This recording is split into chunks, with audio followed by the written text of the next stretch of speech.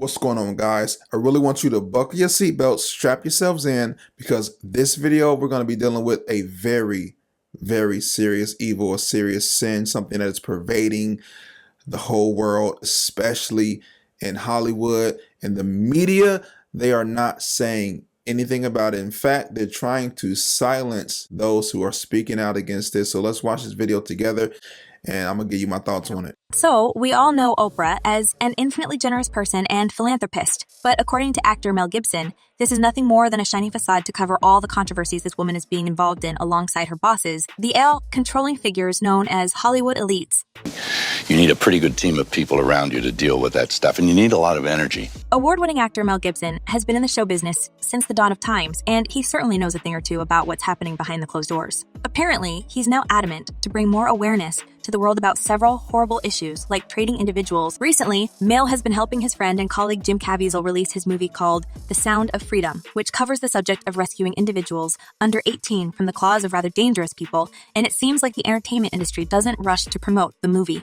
Now, Mel is confident that some powerful figures entered the stage and they are trying to cover for their darlings, including Oprah. And if people start actively seeking for more information, they will be horrified by what they're going to find. So it's a search in that direction. And I think the search, you might never get to the end of it, but I think the very act of searching yields some kind of good fruit. And as he states, the powerful and controlling figures intentionally want the details of this kind of trading not to be leaked because it may threaten the position of significant handlers like Oprah.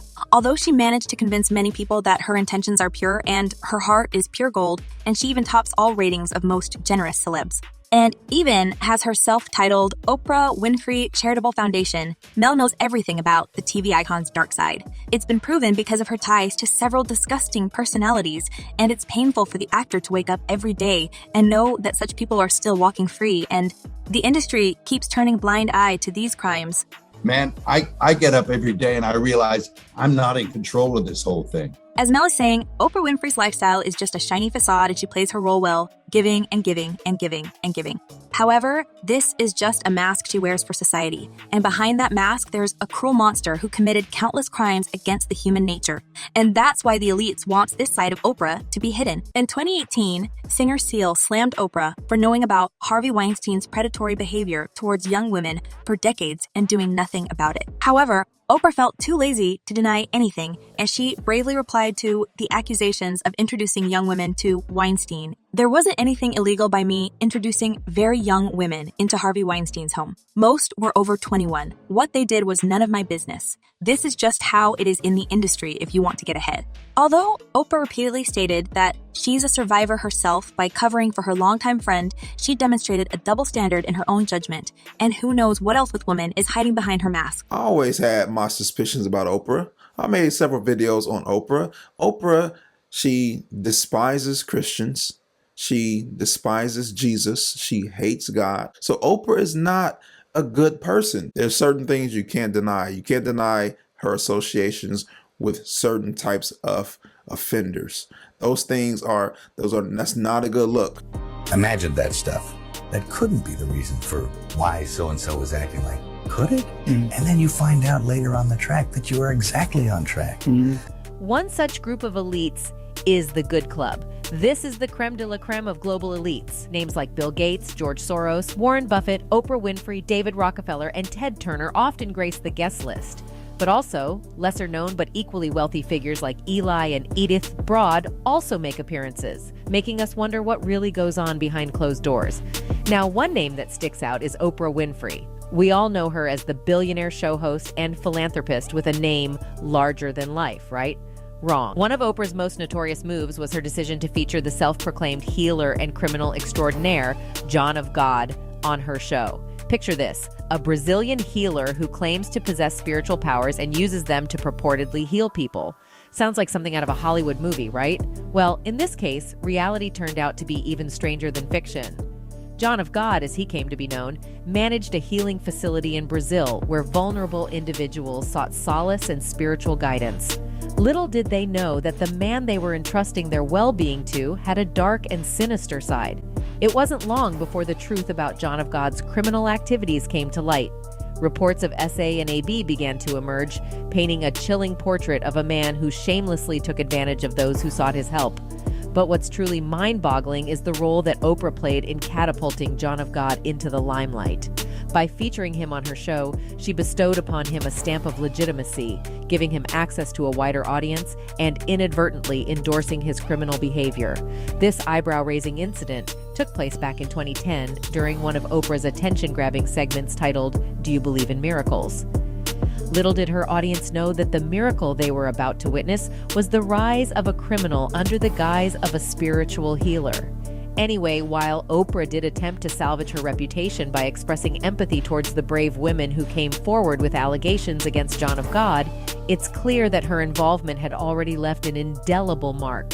The damage had been done, and the sinister connection between Oprah and this criminal healer would forever be etched in the annals of scandalous history. And as if this is not bad enough already, Oprah Winfrey's Leadership Academy for Girls in South Africa has always been a hotbed of controversy. In 2007, Oprah opened the Leadership Academy for Girls, inspired by Nelson Mandela and her promise to him. Little did anyone know that this venture would become a hotbed of controversy, stirring up whispers and skepticism from day one. As soon as news broke about Oprah's ambitious project, the South African government wasted no time in expressing their disdain. They criticized the exorbitant cost of the school and questioned its relevance in a country plagued by poverty. But did Oprah let that deter her? Not a chance. With an air of grandiosity and a touch of arrogance, she forged ahead, creating a glitzy institution that boasted luxurious salons and extravagant gyms. And that's when the conspiracy theories began to take flight. Whispers spread like wildfire, with many suggesting that the lavish school served as a front for something much darker: illegal human trade. The opulence and extravagance raised eyebrows and fueled suspicions that innocent young girls were being groomed for a life of exploitation. While no concrete evidence ever surfaced to support these scandalous claims, it's impossible to deny that the whispers added a layer of intrigue and suspicion to the already controversial academy. But it didn't stop there. Scandals and controversies soon plagued the institution, exposing a dark and seedy underbelly that Oprah had fought so hard to keep hidden. One shocking incident involved an employee named Virginia, whose role involved overseeing the dormitories. It was discovered that she had engaged in highly inappropriate conduct with not one, but multiple students between the ages of 13 and 15. These vulnerable young girls, handpicked by Oprah herself, fell victim to the very person entrusted with their care. It was a stain on Oprah's reputation and a disturbing reflection of the Academy's inner workings. Desperate to salvage her image and protect the brand she had built, Oprah swooped in with a team of investigators to uncover the truth, but the darkness didn't dissipate with Virginia's scandal. Less than 2 years later, another controversy erupted within the walls of Oprah's Academy. Disturbing revelations emerged, shedding light on a culture of violence and intimidation among the students. It was revealed that a 15-year-old girl had been pressuring victims into silence, coercing them not to report the physical altercations to their parents or authorities. Shockingly, 7 students were suspended for their involvement in intimidating behavior and inappropriate acts. Despite Oprah's attempts to address these issues, it seemed that the problems were deeply ingrained within the Academy's very foundation.